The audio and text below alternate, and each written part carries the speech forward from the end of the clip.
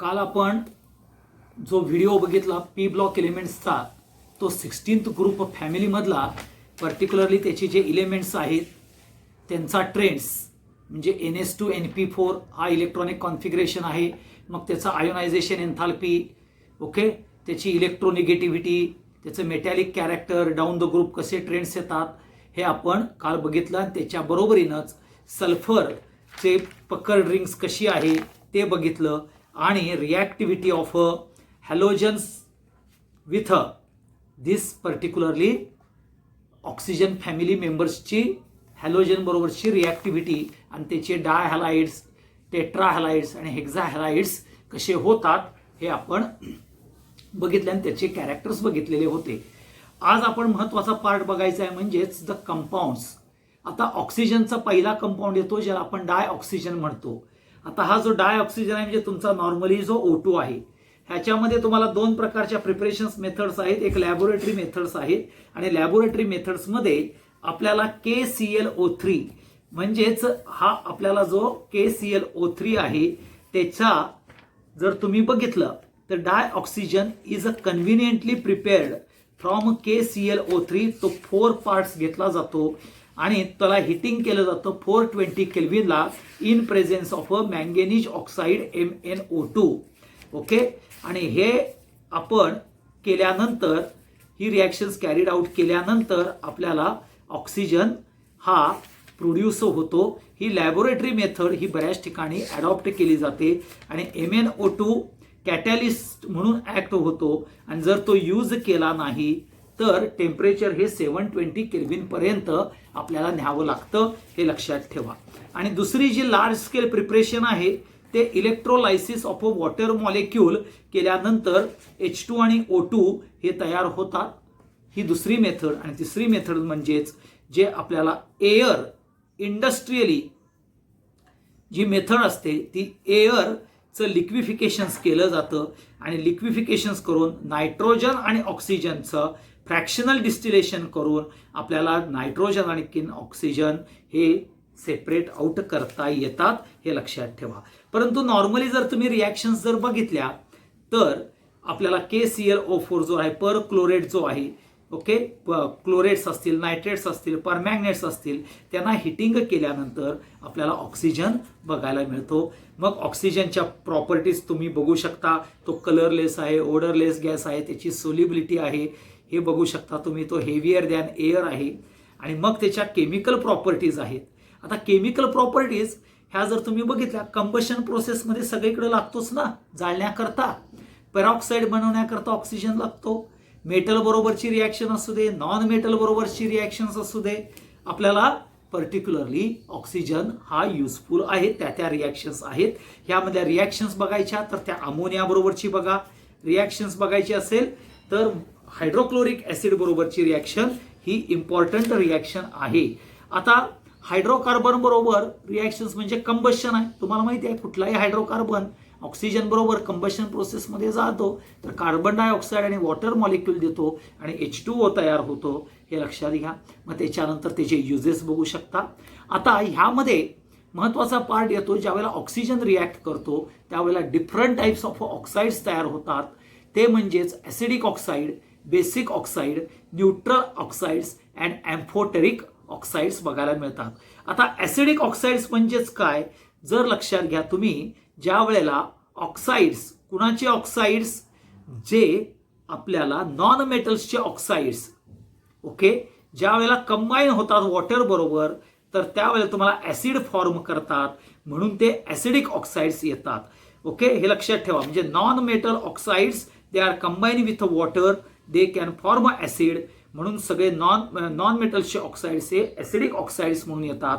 Basic ऑक्साईड्समध्ये काय होतं, जे मेटल ऑक्साईड्स आहेत ते पाण्याबरोबर रिॲक्ट केले, म्हणजे वॉटर बरोबर रिॲक्ट केले तर हायड्रॉक्साईड्स तयार करतात, त्यांना बेसिक ऑक्साईड्स म्हणतात. म्हणजे मेटल बरोबरचे, मग तो CuO असेल किंवा CaO असेल, बेरियम ऑक्साईड असेल, हे सगळे काय येतात, बेसिक ऑक्साईड्स येतात. का तर ते वॉटर मॉलिक्यूल बरोबर रिॲक्ट केले की हायड्रॉक्साईड्स तयार करतात, ते ॲसिड्स तयार होत नाहीत. आता ॲम्फोटेरिक म्हणजेच काय तर ॲल्युमिनियम सारखा किंवा झिंक ऑक्साईड सारखा जो आहे तो काय काय वेळेला आपल्याला पर्टिक्युलरली बेसिक ऑक्साईड्स पण क्रिएट करतो, प्रोड्यूस करतो आणि तोच ॲसिडिक ऑक्साईड्स पण तयार करतो. म्हणजे झिंक ऑक्साईड आपण जर बघितलं तर ZnO हा अल्कली बरोबर आणखीन ॲसिड बरोबर दोघांच्या बरोबर रिॲक्शन्स करून बेसिक ऑक्साईड्स ॲज वेल ॲज ॲसिडिक ऑक्साईड फॉर्म करतो. त्याच्यानंतर येतं न्यूट्रल ऑक्साईड्स म्हणजे CO, NO आणि N2O हे न्यूट्रल ऑक्साईड्स आहेत, हे लक्षात ठेवा. आणि आपण पहिल्यांदाच बघितलं होतं when you are moving from left to right, तर लेफ्ट टू राईटमध्ये स्ट्रॉंगली बेसिक ऑक्साईड्स, नंतर पर्टिक्युलरली स्ट्रॉंग ऑक्साईड्स, ओके, जे स्ट्रॉंगली बेसिक, नंतर तुम्हाला वीक बेसिक, मग ॲम्फोटेरिक आणि मग तसं वीकली ॲसिडिक असं बघायला मिळतं. कारण का लेफ्ट हँड साईडला सगळे मेटल्स आहेत, म्हणजे मेटल्स आहेत ते बेसिक ऑक्साईड्स देतात. Right hand side of periodic टेबलला तुमचे सगळे नॉन मेटल्स आहेत, म्हणजेच ते ॲसिडिक ऑक्साईड्स देतात. आणि बिटवीनचे जे आहेत ते ॲम्फोटेरिक कॅरेक्टर्स देतात, हे लक्षात ठेवा. त्याच्यानंतर पुढचा कंपाऊंड येतो जो ओझोन. आता ओझोनच्या प्रिपरेशन्समध्ये 2 प्रकारच्या प्रिपरेशन्स येतात. एक लॅबोरेटरी प्रिपरेशन्स. जर ते लॅबोरेटरी प्रिपरेशन्स जर तुम्ही बघितली तर सायलेंट आर्कमध्ये इलेक्ट्रिकल डिस्चार्ज देऊन एंडोथर्मिक प्रोसेसनं, म्हणजे कारण का हीट ॲब्झॉर्ब होऊन ब्रॅडीज प्युरिफायर, ओके, आणि ब्रॅडीज पर्टिक्युलरली बॅटरीज यूज करून आपल्याला ऑक्सिजनचं कन्व्हर्जन ओझोनमध्ये तयार होतं, हे लक्षात ठेवा. इथं एंडोथर्मिक कॅरेक्टर जरी असेल तर टेम्परेचर हे कंट्रोल करून आपल्याला ओझोन हा प्रिपेअर केला जातो ऑक्सिजन पासून. दुसरी जी गोष्ट जी आहे, जी पर्टिक्युलरली ॲटमॉस्फेरिकमध्ये ओझोनचे जे प्रिपरेशन्स आहेत, म्हणजेच ऑक्सिजनचं कन्व्हर्जन ओझोनमध्ये ज्या वेळेला होतं त्यावेळेला UV लाईटच्या प्रेझेन्समध्ये ऑक्सिजनचे मॉलिक्युल्स येतात आणि त्यामध्ये ऑक्सिजन आणि एक्सायटेड स्टेटमधला ऑक्सिजन स्टारमार्कमध्ये केलेला आहे, तुम्हाला पुस्तकात बघायला मिळेल. आणि तो स्टारमार्कमध्ये केलेला जो आहे तो अनस्टेबल आहे, तो कोलाइड होतो O2 ह्या मॉलिक्यूल बरोबर आणि स्वतःची एनर्जी देतो O2ला आणि स्वतः स्टेबल ऑक्सिजन ॲटम हा तयार होतो. आणि स्टेबल झालेला ऑक्सिजन ॲटम परत रिॲक्ट होतो O2 मॉलिक्यूल बरोबर आणि O3 हा अनस्टेबल कॅरेक्टरचा ओझोन तयार होतो. आणि हा अनस्टेबल कॅरेक्टरचा ओझोन हा पर्टिक्युलरली एक्सायटेड स्टेटमध्ये असतो. तो आपल्याला अदर इनर्ट मॉलिक्यूल बरोबर इंटरॅक्ट करून स्वतःची जी एक्सायटेड स्टेटची एनर्जी आहे तो अदर इनर्ट मॉलिक्यूलला देतो आणि स्वतः स्टॅबिलाइज होऊन आपल्याला O3 तयार होतं. आणि म्हणून आपल्याला dynamic equilibrium ॲटमॉस्फिअरमध्ये O2 to O3 आणि O3 to O2 हा मेंटेन झालेला बघायला मिळतो. आता ओझोन जर बघितला तर तो पेल ब्ल्यू ग्लास आहे, डार्क गॅस आहे, डार्क ब्ल्यू लिक्विड आहे, हे लक्षात ठेवा. हा ओझोनची जी कॅरेक्टरिस्टिक्स आहे ह्याचं कॉन्सन्ट्रेशन जर वाढवलं तर it is a very much harmful. ओझोनचं कॉन्सन्ट्रेशन जर वाढवलं तर हार्मफुल होतं, ब्रीदिंग डिस्कम्फर्ट होतो, हेडेक होतो, नॉशियाटिक फिलिंग येतं. ओझोन हा थर्मोडायनॅमिकली अनस्टेबल आहे, हे लक्षात ठेवा. तो इझिली डिकम्पोज होऊन ऑक्सिजनमध्ये त्याचं कन्व्हर्जन होतं. डेल्टा H हा त्याचा निगेटिव्ह येतो आणि त्याची एंट्रॉपी ही वाढलेली असते, हे लक्षात ठेवा. ओझोनचा डेल्टा H निगेटिव्ह आहे, हे लक्षात ठेवा, ज्यावेळेला ओझोनचं कन्व्हर्जन होतं त्यावेळेला. आणि म्हणून गिब्स फ्री एनर्जीमध्ये डेल्टा G इंटू ऑक्सिजन म्हणजेच ओझोन टू ऑक्सिजन ज्यावेळेला होतं delta G for the reaction हा लार्ज निगेटिव्ह कॅरेक्टर्समध्ये बघायला मिळतो. आणि म्हणून हा ओझोन हा डेंजरसली आहे आणि तो डेंजरसली एक्सप्लोजिव्ह आहे. कारण का O2चं कन्व्हर्जन O3 ही एंडोथर्मिक प्रोसेस आहे, एंडोथर्मिक प्रोसेस आहे, जे डेल्टा H पॉझिटिव्ह आहे, परत डेल्टा S कॅरेक्टर वाढतं, हे लक्षात ठेवा. आणि डेल्टा H निगेटिव्ह आहे कारण का तर ओझोनचं परत डिकम्पोज होतं, हे सगळ्यात महत्वाचं. आणि पुढचा जो पार्ट येतो त्याचं ऑक्सिडायझिंग कॅरेक्टर हा लक्षात ठेवा. तो ऑक्सिडायझिंग पॉवरफुल ऑक्सिडायझिंग एजंट आहे आणि त्याच्यामध्ये फक्त एस्टिमेशन ऑफ ओझोन हा एक बघून घ्या.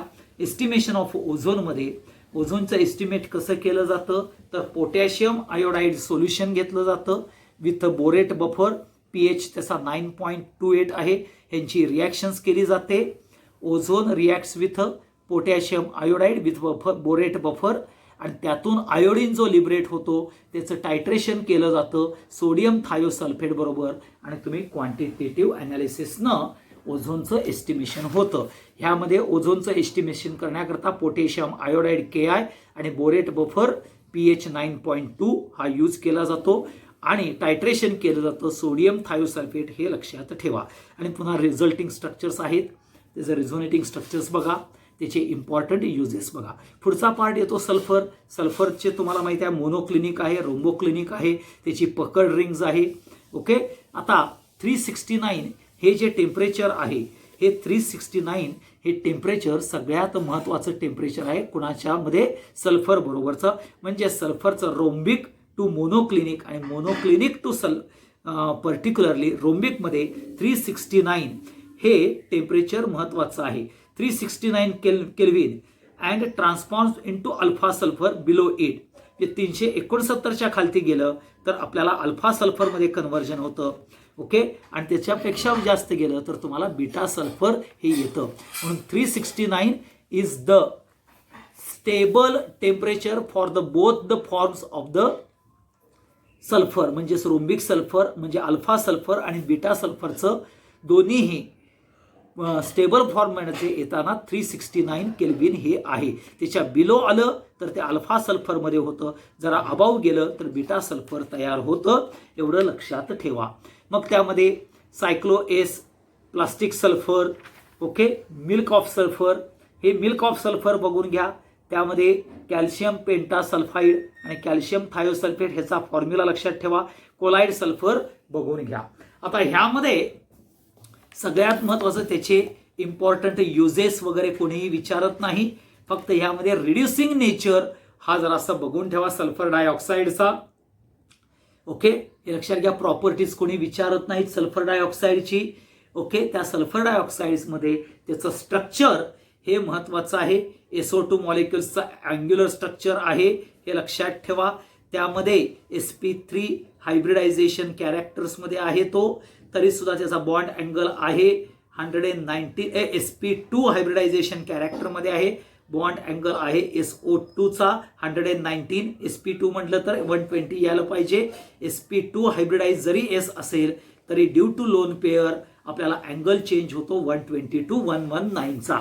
आता ह्यामध्ये SO2 मॉलिक्यूल फॉर्म होत असताना सल्फर हा ऑक्सिजन बरोबर एक p-p बॉन्ड तयार करतो आणि एक d-p बॉन्ड तयार करतो हे लक्षात ठेवा. आता ह्याचं जे तुम्हाला कॅरेक्टर्स जे आहे p आणि p आणि d-p ह्याचं एक्सप्लेनेशन तुमच्या बोर्डच्या पुस्तकामध्ये 276 पेज नंबरमध्ये अगदी व्यवस्थित दिलेलं आहे. हायब्रिडायझेशन ऑफ SO2 हे बघून घ्या. हे महत्त्वाचं कॅरेक्टर आहे. आता पुढचा जो पार्ट येतो जो आपण सल्फ्युरिक ऍसिडचं प्रिपरेशन्स आपण बघतो. आता सल्फ्युरिक ऍसिडच्या प्रिपरेशन्समध्ये दोन प्रिपरेशन्स मेथड्स आहेत. एक आहे कॉन्टॅक्ट प्रोसेस आणि दुसरी आहे लीड चेंबर प्रोसेस. आता कॉन्टॅक्ट प्रोसेसमध्ये काय होतं, पहिल्यांदा सल्फर विथ ऑक्सिजन हे यूज केलं जातं आपल्याला सल्फर डायऑक्साईड. सेकंड स्टेप्समध्ये सल्फर डायऑक्साईडचं conversion sulphur dioxide vanadium pentoxide V2O5 हे तयार होतं आणि हा जो SO3 आहे H2SO4 बरोबर तयार होऊन ओलियम हे तयार होतं आणि ओलियमला परत डायल्युशन केलं की H2SO4 तयार होतं. आता हे लक्षात घ्या, इथे एक मी तुम्हाला फ्लोचार्ट देतोय. तो फ्लोचार्ट जर तुम्ही बघितला तर त्या फ्लोचार्टमध्ये आणि वरच्या फ्लोचार्टमध्ये आणि त्या पर्टिक्युलरली जो प्रिपरेशन्स मेथड्स करता जो काढलेला जे चेंबर्स वापरले जातात, वेगवेगळे टॉवर्स जे वापरले जातात, हे दोन्ही जर तुम्ही बघितलं तर तुमच्या लक्षात येईल की नेमकं ही प्रोसिजर काय आहे कॉन्टॅक्ट प्रोसेस मधली. ओके,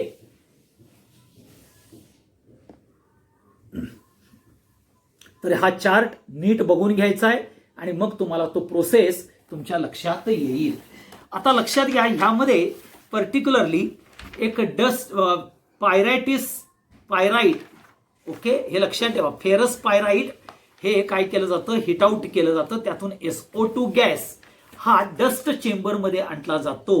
ते खालती फ्लो चार्ट दिलाय बघा. डस्ट चेंबरमध्ये तिथं स्टीम पास ऑन करून डस्ट पार्टिकल्स रिमूव्ह केले जातात.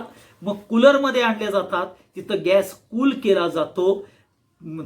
कुलिंग पाईप्स ज्या असतात त्या surrounded by particular cold current of water surround केलं जातं. मग स्क्रबर ह्यामध्ये आणल्या जातात. त्या स्क्रबरमध्ये वॉशिंग टॉवर्स असतात. They are packed with quartz. आणि स्क्रबरमध्ये मिस्ट आणि अदर इम्प्युरिटीज, ह्या सोल्युबल इम्प्युरिटीज रिमूव्ह केल्या जातात.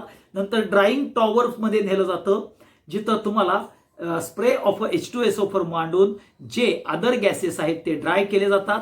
नंतर आर्सेनिक प्युरिफायर मध्ये नेलं जातं. तिथं आर्सेनिक प्युरिफायर मध्ये जिलेटिनियस फेरिक हायड्रॉक्साईड, परत सांगतो, आर्सेनिक प्युरिफायर मध्ये जिलेटिनियस फेरिक हायड्रॉक्साईड हे यूज केलं जातं आणि त्यातून आर्सेनिक रिमूव्ह केला जातो. मग टेस्टिंग बॉक्समध्ये नेलं जातं. टेस्टिंग बॉक्समध्ये पर्टिक्युलरली बीम ऑफ लाईट पाठवला जातो. त्यामध्ये जर इम्प्युरिटीज असेल तर लाईट स्कॅटर होतो. जर लाईट स्कॅटर झाला तर त्यातला जो गॅस आहे पुन्हा आपल्याला again dust chamber, cooler, scrubber मधून न्यायला लागतो.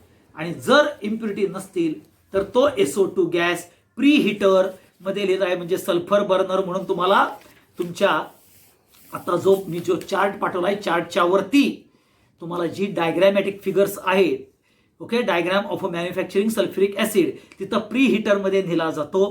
प्री हीटर मधून कॅटॅलिस्ट चेंबर, ज्या कॅटॅलिस्ट चेंबर मध्ये आपल्याला V2O5 व्हॅनेडियम पेंटॉक्साइड हा आपल्याला बघायला मिळतो. त्या कॅटॅलिस्ट चेंबर्स मध्ये तिथं तुम्हाला ऍब्सॉर्प्शन टॉवर आहे, ज्याच्यामध्ये ऍब्सॉर्प्शन टॉवर मध्ये कॉन्सन्ट्रेटेड H2SO4 हे स्प्रे केलं जातं आणि त्यातून ओलियम तयार होतो आणि ओलियमचं डायल्युशन करून आपल्याला H2SO4 तयार होतो.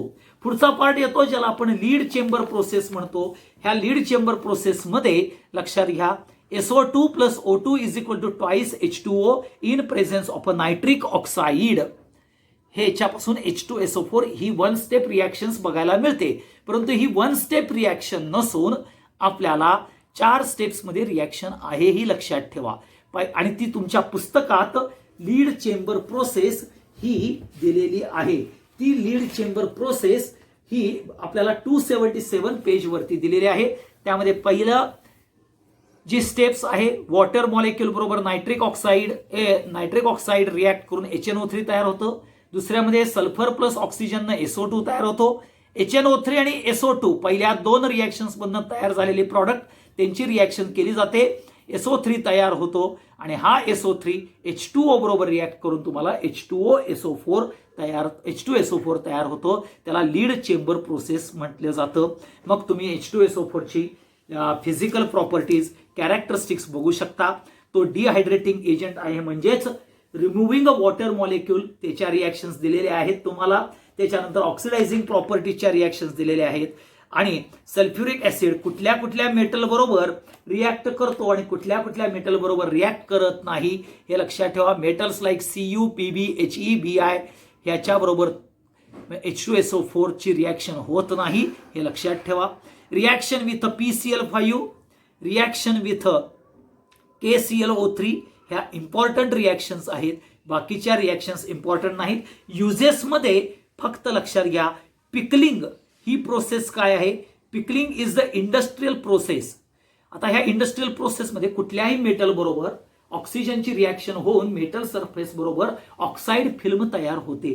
ती ऑक्साईड फिल्म रिमूव्ह करण्याकरता H2SO4 यूज केलं जातं. To remove oxide film by H2SO4 that process is known as a pickling. आणि म्हणून इथं इलेक्ट्रोप्लेटिंग आणि गॅल्वनायझिंग मध्ये आपल्याला ही प्रोसेस यूज केली जाते, हे लक्षात ठेवा. आता ह्यामध्ये पुढचा जो पार्ट येतो ज्याला आपण ऑक्झो ऍसिड्स ऑफ सल्फ्युरिक ऍसिड म्हणतो. आता ऑक्झो ऍसिड्स ऑफ सल्फर. आता ह्यामध्ये तुमच्या पेज नंबर 280 हे जर तुम्ही बघितलं तर इथं तुम्हाला सगळ्यांना त्याची ऑक्सिडेशन स्टेट, ओके, हे दिलेले आहेत. त्यामध्ये particularly page number 280, page number 280 इथं बघा आणि वेगवेगळे स्ट्रक्चर्स दिलेले आहेत. आता इथं स्ट्रक्चर्स आणि त्याची ऑक्सिडेशन स्टेट ह्या व्हेरियस ऑक्झो ऍसिड्स ऑफ सल्फर हे इम्पॉर्टंट कॅरेक्टर आहे, हे तुम्ही डोक्यात ठेवा. ओके, मी फक्त त्या ह्याच्यामधले 280 मधले जे एक ठराविक एक्झाम्पल्स घेतो आणि तुम्हाला लक्षात येईल की स्ट्रक्चर्स कसं लक्षात ठेवायचं. तर पहिलं सल्फरस ऍसिड आणि थायोसल्फरस ऍसिड आहे बघा. आता दोघांच्या मध्ये स्ट्रक्चर मध्ये सिमिलॅरिटी काय बघा, उजव्या बाजूला आणि डाव्या बाजूला OH आहेत आणि एस आहे दोघांच्या मध्ये, एसच्या उजव्या बाजूला आणि डाव्या बाजूला, आणि डबल बॉन्ड O कॅरेक्टर आहे. फक्त इथं काय करायचं आहे, डबल बॉन्ड एस कॅरेक्टर करायचं आहे. म्हणजे सल्फरस आणि थायोसल्फरस हे तुम्हाला बघायला मिळेल. आणि मग तिथं ऑक्सिडेशन स्टेट +4 किंवा इकडे -2 आणि +4 ही बघायला मिळते थायोसल्फरस मध्ये. तसंच बघा डायोथिनियस मध्ये एस डबल बॉन्ड O आणि एस डबल बॉन्ड O इथं दोन्हीकडे आहे की नाही बघा, एस डबल बॉन्ड O इकडे OH आहे. फक्त पायरो मध्ये फक्त मधी एस डबल बॉन्ड O च्या एक O टाका म्हणजे स्ट्रक्चर तयार होईल. मग इथं विचारलं जातं एस डबल बॉन्ड O किती बॉन्ड्स आहेत present, S double bond O किती आहेत, इथं किती आहेत, ह्याच्यामध्ये किती आहेत, हे तुम्हाला विचारलं जाऊ शकतं. म्हणजे डायोथिनियस आणि पायरोसल्फ्युरस. तसंच सल्फ्युरिक ऍसिडचं स्ट्रक्चर बघा आणि थायोसल्फ्युरिक ऍसिडचं बघा. फक्त वरचा जो एस डबल बॉन्ड O आहे तिथं एस डबल बॉन्ड एस करा म्हणजेच तुम्हाला थायोसल्फ्युरिक ऍसिडचं कॅरेक्टर बघायला मिळतं. मग जर तुम्ही पेज नंबर 280 मध्ये बघितला तर 2, 4 म्हणजे 2 आणि 3, 4 आणि 5, 6 आणि 7, 8 आणि 9 आणि 10 आणि 11 ह्यामध्ये तुम्हाला सिमिलॅरिटीज बघायला मिळतील. मग पर ऑक्सिडायसल्फ्युरिक ऍसिडला मार्शल्स ऍसिड्स म्हणतात. ओके, ह्यामध्ये बघा त्यामध्ये SOS लिंकेज आहे का पायरोसल्फ्युरिक ऍसिड मध्ये ते बघून घ्या. पायरोसल्फरस मध्ये SOS लिंकेज आहे का नाही ते तुमच्या बघायला मिळेल. S double bond S linkage कुठल्यामध्ये आहे ते बघा. ओके, तुम्हाला कॅरोज ऍसिड कुणाला म्हणतात ते बघा.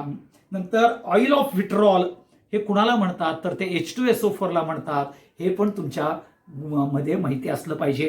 पर ऑक्सी मोनोसल्फ्युरिक ऍसिड म्हणजेच कॅरोज ऍसिड आहे, ज्याचं स्ट्रक्चर आहे म्हणजे त्याचा मॉलिक्युलर फॉर्म्युला आहे H2SO5, त्याच्यामध्ये सल्फरची ऑक्सिडेशन स्टेट आहे +6.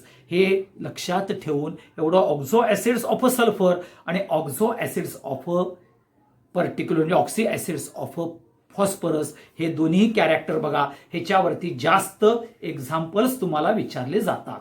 ह्याच्यानंतर पुढचा पार्ट येतो ज्याला आपण हॅलोजन फॅमिली मेंबर्स म्हणतो. हॅलोजन फॅमिली म्हणजेच फ्लोरीन, क्लोरीन, ब्रोमीन, आयोडीन यांचं इलेक्ट्रॉनिक कॉन्फिगरेशन आहे NS2NP5. तसेच आपल्याला आता पुन्हा ट्रेंड्स बघायचे आहेत. त्या ट्रेंड्समध्ये जर तुम्ही बघितलं ऑकरन्सेस आहेत, इलेक्ट्रॉनिक कॉन्फिगरेशन आहे, तसंच atomic radius, ionisation enthalpy, electronic negativity, electron gain enthalpy, metallic character, melting point, oxidation state ह्या परत आपल्याला बघायचं आहे. आणि तसंच त्याचे हायड्राइड्स म्हणजेच HCl, HBr, HF यांचे सुद्धा कॅरेक्टर्स आपल्याला ऑलरेडी जे मी तुम्हाला नायट्रोजन फॅमिली करता सांगितलेले होते तेच कॅरेक्टर्स तिथं तुम्हाला बघायचे आहेत. त्याची थर्मल स्टॅबिलिटी काय आहे, रिड्युसिंग पॉवर काय आहे हे तुम्हाला वाचता आलं पाहिजे. वाचा आणि ते वाचल्यानंतर तुमच्या त्या लक्षात येईल. आता हॅलोजन फॅमिलीमध्ये सगळ्यात महत्वाचा जो कॅरेक्टर येतो राजानो हे तुम्ही बाकीचं बघू शकता. हॅलोजन फॅमिलीमध्ये F2, Cl2, I2 हे ज्या गोष्टी आहेत ह्या प्रोसेसला अग्लोमरायझेशन प्रोसेस म्हणतात. म्हणजेच काय, the halogen exist as a diatomic molecules because the 2 atoms comes closer and have a bond with each other. That process is called as agglomerization. Melting point and boiling point काय आहे, steadily increase as atomic number increases. हे लक्षात ठेवा. आता ह्याच्यामध्ये electron gain enthalpy, आता electron gain enthalpy, the negative electron gain enthalpy of fluorine is less than that of chlorine. क्लोरीनपेक्षा म्हणजे फ्लोरीनपेक्षा क्लोरीनची इलेक्ट्रॉन गेन एन्थाल्पी बघा, electron gain enthalpy of fluorine is less than that of chlorine आहे. आता इथं काय आहे, परत सांगतो, फ्लोरीनचा साईज स्मॉल आहे, म्हणजेच इंटर इलेक्ट्रॉनिक रिपल्शन आहे आणि व्हेकंट डी ऑर्बिट नाही आहे. आणि व्हेकंट डी ऑर्बिट नसल्या कारणानं जो इनकमिंग इलेक्ट्रॉन आहे तो particularly the incoming electron does not experience much attraction. कुणामध्ये? फ्लोरीनमध्ये. आणि म्हणून आपल्याला होल्डिंग कपॅसिटी ही आपल्याला कमी बघायला मिळते फ्लोरीनमध्ये. आणि तेच तुम्हाला हाय कॅरेक्टर्स बघायला मिळतात कशामध्ये? क्लोरीनमध्ये. बिकॉज ऑफ इलेक्ट्रॉन हा जो येणारा ॲडेड इलेक्ट्रॉन्स आहे त्याच्याकरता व्हेकंट डी ऑर्बिट आहे आणि लार्ज साईज आहे, हे लक्षात ठेवा. आणि म्हणून electron gain enthalpy of fluorine is less than that of chlorine. हा इम्पॉर्टंट पॉइंट येतो. तसंच bond dissociation enthalpy decreases down the group, परंतु फ्लोरीनची बॉन्ड डिसअसोसिएशन एन्थाल्पी ही लेस दॅन Cl2 आहे. ह्याचं कारण आहे की F2 molecules are very much closer to each other. Small size आहे. ओके, दोघांच्या मध्ये रिलेटिव्ह चार्ज जास्त आहे इलेक्ट्रॉन्सचा F मध्ये आणि त्यामुळे रिपल्शन होतं. रिपल्शन होल्यामुळं पर्टिक्युलरली बॉन्ड लेंथ लार्ज होते. कुणापेक्षा? क्लोरीनपेक्षा. बॉन्ड लेंथ लार्ज म्हटलं की एनर्जी कमी, म्हणून हे एक्सेप्शनल कॅरेक्टर आहे. F2 ची बॉन्ड एनर्जी लेस दॅन Cl2 आहे, परंतु Cl2 ची ग्रेटर दॅन Br2 ची ग्रेटर दॅन I2, हे लक्षात ठेवा. आणि म्हणून enthalpy of dissociation of F2 is less than Cl2 because relative charge, that is electron repulsion charge due to lone pair in F2 molecules is more, and F2 molecules are very much closer than Cl2. आणि म्हणून bond dissociation enthalpy ही F2 ची लेस than आहे chlorine. आणि म्हणून इथं आपल्याला order कशी बघायला मिळेल? F2 is less than Cl2 greater than Br2 greater than I2, हे लक्षात ठेवा. मग इम्पॉर्टन्स पॉइंट्स जे आहेत त्याच्या ऑक्सिडेशन स्टेटमध्ये -1 पण ऑक्सिडेशन स्टेट एक्झिबिट करतो, +1 करू शकतो. कोण? फ्लोरीन. परंतु फ्लोरीन सोडून क्लोरीन, ब्रोमीन, आयोडीन जिथं व्हेकंट डी ऑर्बिट प्रेझेंट आहे ते +3, +5, +7 हे ऑक्सिडेशन स्टेट आपल्याला बघायला मिळतात. तर ते तुम्हाला पेज नंबर 284 वरती आपल्याला एक्साइटेड स्टेट्स चे दिलेले आहेत, हे लक्षात ठेवा. आणि halogens they are most reactive non metals, कारण का त्याला पर्टिक्युलरली इलेक्ट्रॉन्स हॅलोजन डिक्रीजेस. कारण काय आहे? हॅलोजन्स हा हायली रिॲक्टिव्ह का आहे? तर ते नॉन मेटल्स आहेत. फ्लोरीन मोस्ट रिॲक्टिव्ह आहे. Okay, high reactivity of halogens attribute का आहे? तर इलेक्ट्रॉन निगेटिव्ह, म्हणजे इलेक्ट्रॉन गेन एन्थाल्पी ही निगेटिव्ह आहे आणि लो डिसअसोसिएशन एनर्जी आहे. त्यामुळं आपल्याला हॅलोजन्स काय आहेत? हायली रिॲक्टिव्ह आहेत. कुठले 2 पॉइंट्स? इलेक्ट्रॉन गेन एन्थाल्पी ही निगेटिव्ह आहे, हायली निगेटिव्ह आहे आणि लो डिसअसोसिएशन एनर्जी आहे, हे लक्षात ठेवा. आता सगळ्यात महत्त्वाचं कॅरेक्टर की आपल्याला माहिती आहे की oxidising power of F2 and Cl2. आता लक्षात घ्या की considering the parameters bond dissociation enthalpy, electron gain enthalpy, okay, and hydration enthalpy, oxidizing power of F2 and Cl2 ही सगळ्यात आपल्याला कॅल्क्युलेट करायची आहे. आता तुम्हाला इथं प्रश्न काय विचारला जातो? तर ऑक्सिडायझिंग पॉवर ही F2 ची ग्रेटर आहे कुणापेक्षा? Cl2 पेक्षा. परंतु इलेक्ट्रॉन गेन एन्थाल्पी जर बघितलं तर Cl2 ची जास्त आहे राजानो. म्हणजेच Cl2 हा जास्त ऑक्सिडायझिंग पॉवरचा पाहिजे, परंतु तसं होत नाही. कारण पहिलं लक्षात घ्या, F2 has a low dissociation enthalpy FF. दुसरं, F2 has a high hydration enthalpy. Okay, म्हणजे hydration enthalpy of F2 high आहे, डिसअसोसिएशन एन्थाल्पी ही क्लोरीनपेक्षा कमी आहे. फक्त इलेक्ट्रॉन गेन एन्थाल्पी Cl2 ची जास्त आहे, हे लक्षात ठेवा. आणि म्हणून लक्षात घ्या, the larger amount of energy released in hydration enthalpy. Hydration enthalpy मध्ये large amount of energy release होते. कुणाची? F2 ची. कुणापेक्षा? Cl2 पेक्षा. हे लक्षात ठेवा.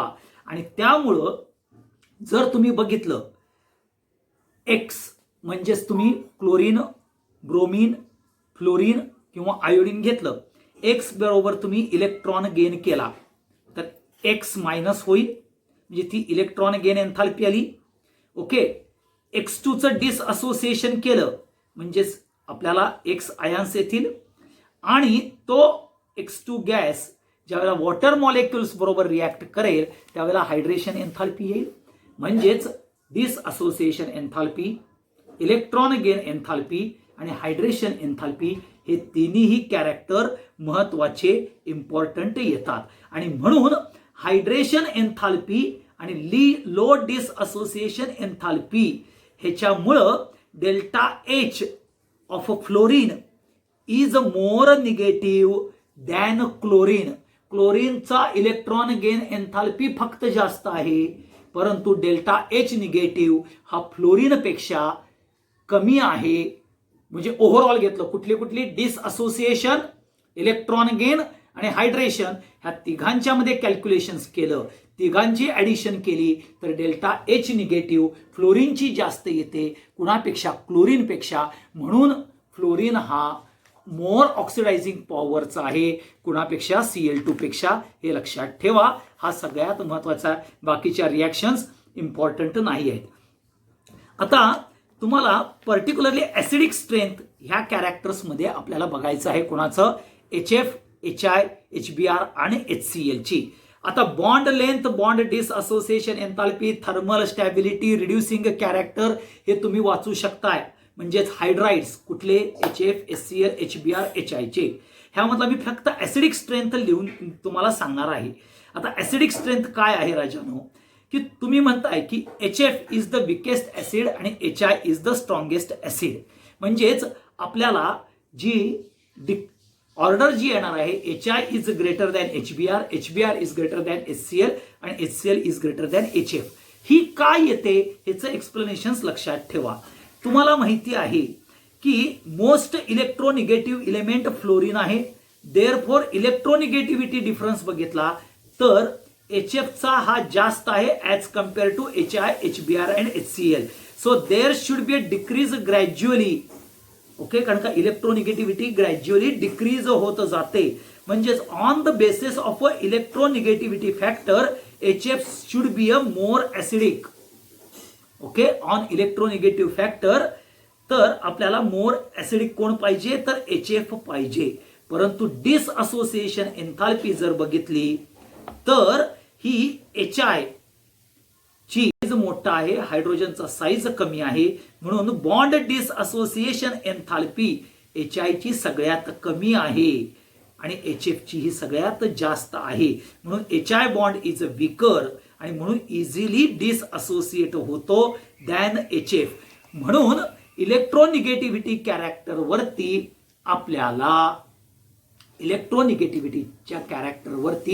आपल्याला HF हा स्ट्रॉंग ऍसिड म्हणता येत नाही. जो इझिली हायड्रोजन डोनेट करतो तो कोण आहे? HI. म्हणून HI is strongest acid as compare to HF. Okay. तर हा आजचा जो व्हिडिओ आहे इथपर्यंत आहे. पुढचा जो व्हिडिओ येणार आहे तो क्लोरीन हॅलोजनचे कंपाऊंड्स, इंटर हॅलोजन कंपाऊंड आणि नोबल गॅस हा एकत्र येईल. तो शेवटचा सिनॉप्सिसचा पार्ट असेल आणि त्याच्यानंतर मग आपल्याला MCQ टाईप क्वेश्चन्स P ब्लॉकचे सोडवून घ्यायचे आहेत. थँक्यू.